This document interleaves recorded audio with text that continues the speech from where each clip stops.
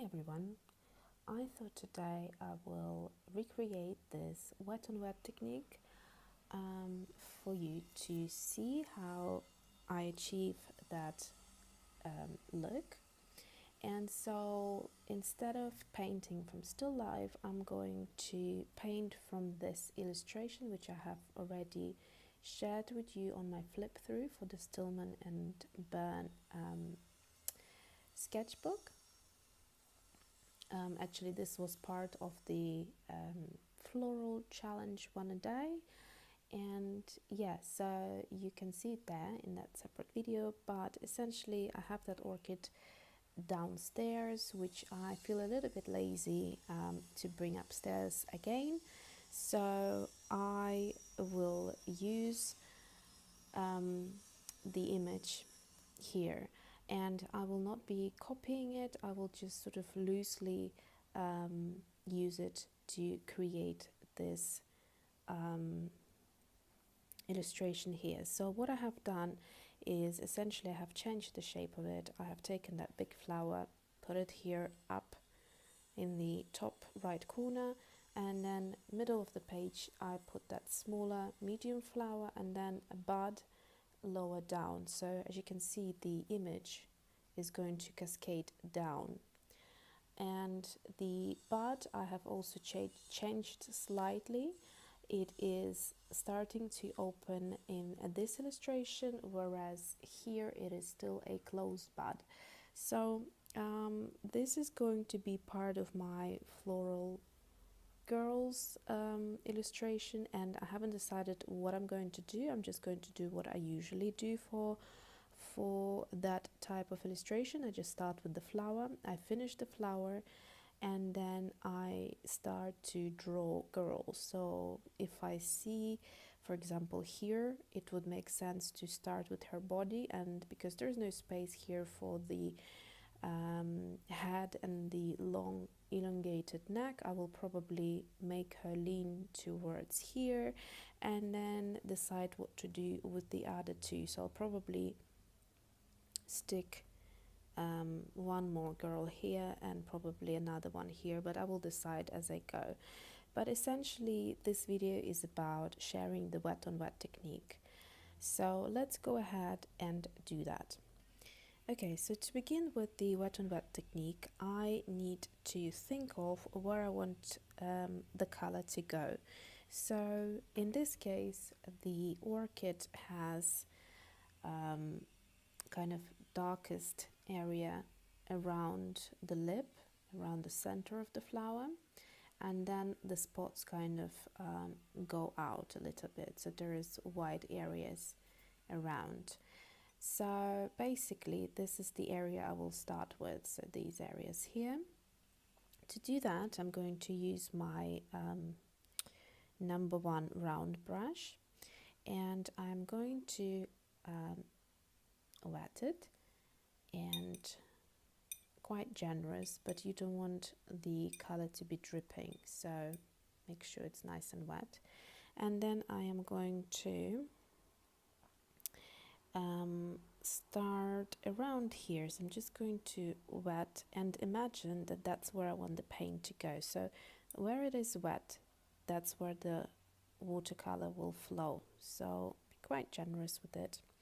I'm going to use my as a matter of fact, I'm going to use this mixed color. So this is St. Petersburg White Nights, and for that now I'm just going to touch it, and you can see how it starts flowing.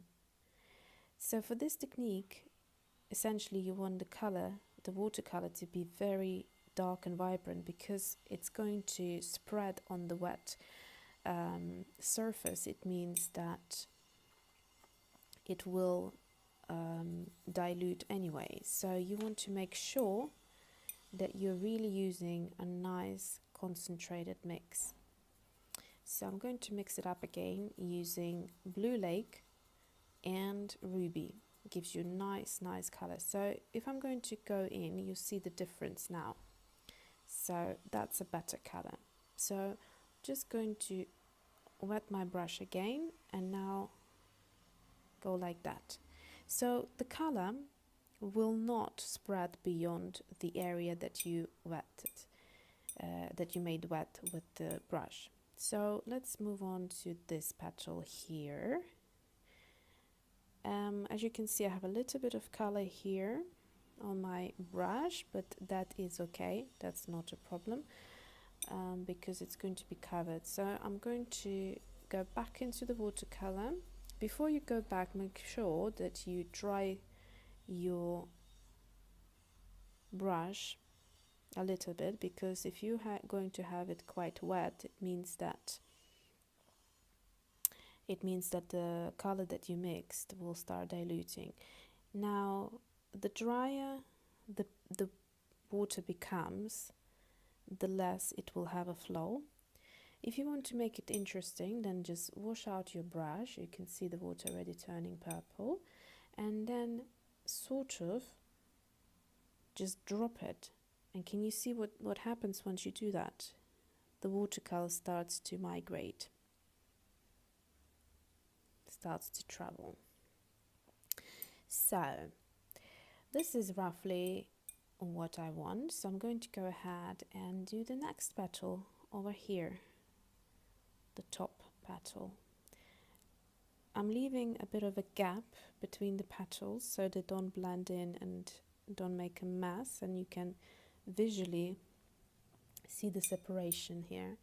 So let's dry off my brush. I can't explain how important a good tissue is that you use in your watercolor paintings, because some of them, the fibers start to break down, and that obviously you don't want to have fibers stuck to your brush. So it's important to find one that doesn't do that. So if I see a bit of a too large gap, I'm just going to make it smaller and do it like that. Now you can see, compared to these two, this watercolor starts to become paler and dilute. So I'm going to go back in. I'm going to wash my brush first, drop a generous amount of water into my blue lake, go in here so it gets a nice bit of a color, and then I'm going to go and do the same with the ruby over here. I'm going to grab ruby and go back in, and that is literally all I need to do. This time it seems to be more purple, which is okay. So we're going to create a bit of an interest here, and I'm also going to drop a bit of that very dark purple in the very corners of it, like that. And then I'm going to take water again and drop it in like this to make it spread and move. Okay, so to do the other two petals, I'm going to go back into ruby and mix a bit more, and now it's the perfect color, because I don't want the one side to be, let's do it here, I don't want the one side to be completely you know, oh, I went with the color, I forgot about the wet on wet technique. Okay, so let's go back in and wet the paper. So if I do what I usually do, that looks exactly like this. So usually I put the concentrated color dry on dry paper, so it goes wet on dry, and then I make it flow like you just saw now. But essentially this isn't what I want. So to go wet on wet, I then use this wet and drop the wet paint onto the wet paper. Simple as. And then what it does, this technique compared to the one I just described before, is you get this edging. So you don't get a soft sort of skirting, you get a very hard edging.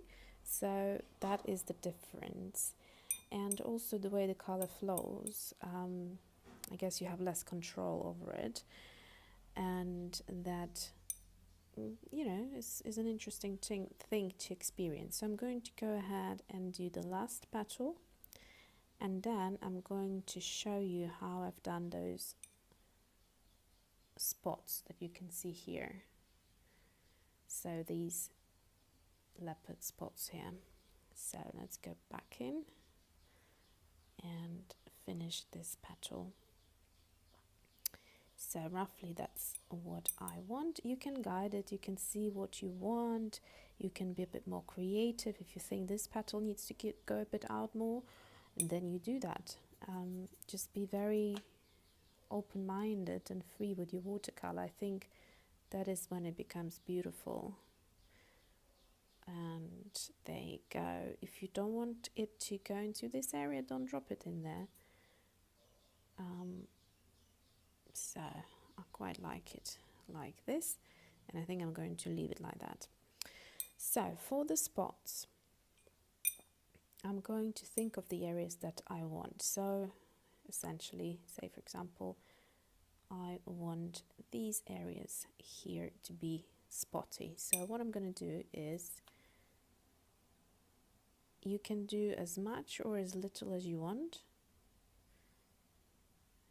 So it really is up to you. And it also depends what you want to create. So those will be my spots.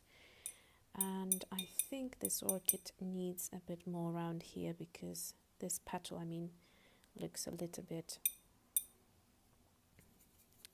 sad with just a few of those. So my watercolor is starting to dilute again. So I'm going to go back in and mix it with Blue Lake and then Ruby again, like that. And let me have a look. Yep, that is a little bit too dark. I'm going to add a touch of Ruby again, and now it's perfect. Okay, so I'm going to wash off my brush, make sure it's nice and clean-ish. And then let's go ahead and do this top petal here. So let's have a look. Where do I want it? I want a small one here. So that looks to me nice. Okay, so I'm going to go into this dark, freshly mixed color, and then just boom. You can see how a lot more intense it is when it's freshly mixed. So this color has this soft edging, and this won't do because it is more pigmented. Okay, let's go and do this petal here. We're trying to mimic what nature has created, i.e. the less similarity there is, the better. It just creates that interest. You don't want everything to look exactly the same on one side as it is on the other. You know, you want to have a bit of color or tonal change, and that just becomes a bit more interesting. Sometimes what happens is that you realize that one side is more intense than the other, and the side that is paler is going to kind of look a little bit faded. So sometimes you need to bring it up a bit. So then let's do the bottom petals here, which have a bit of a different thing going on. So it seems to have more kind of small areas like that. And I'm going to go and create this. So it seems to be more covered around that area here. So that's that. You can see that now these three petals are the same strength of the tone, and this one seems to be paler. So I might need to go back in and fix it, and I can show you in a minute how I'm going to do that. So let's have a look. Okay, that looks about right. Let's go and quickly do that here. Okay, so that looks good. Now, this paint might be wet here and here. I think I can see it wet. So let me show you. If I'm going to grab that color, it should, yeah, it's still going. Can you see? But if I touch the dry areas, watch what happens. It doesn't go anywhere. Can you see? It just stays. No, this one was wet, so it moved. So in that case, what you can do is you can wet it and make it flow like that. So you basically wet it on top and then drop in the color, and there you go. So you get a bit of a dimensional look going on there. Okay, so that is this. Let me just go ahead and finish it, and then I'm going to show you what it looks like. Okay, so actually I have gone ahead and added darker color onto the lip here because it was just not vivid enough. It wasn't standing out too much. So for the lip, I wouldn't recommend to do wet on wet technique because you need more precision and you need more definition there.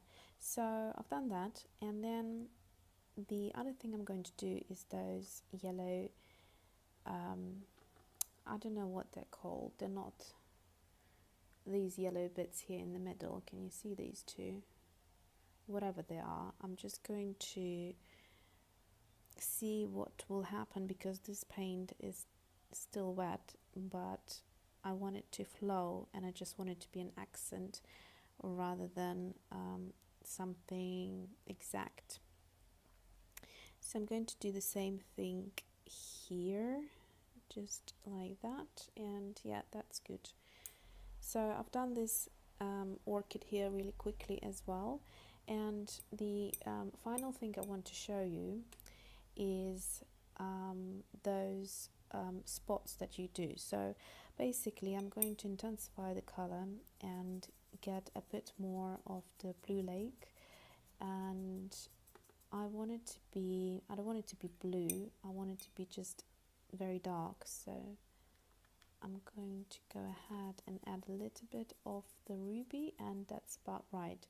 So what I'm going to do now, I'm just going to do those kind of sort of spots, and again try to be quite organic with it. You don't want it to look very similar. Somewhere do like a patch of them, then skip some space, do larger, do smaller, and I would recommend to do the center first, just because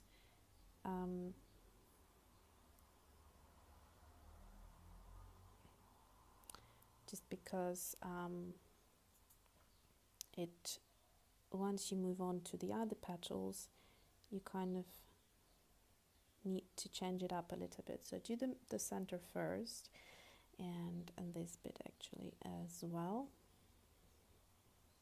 So I'm just going to do more on the side and just one here, and then go on to these bits and just do these areas. Some of them are still wet, so it's not going to work, but around here and there, that's what you want to do. You want to have a few spots, so like that. Then let's go ahead and do here. Like I said, try to make it look as organic as you can, and you can see immediately it's starting to come to life. It looks a lot more interesting.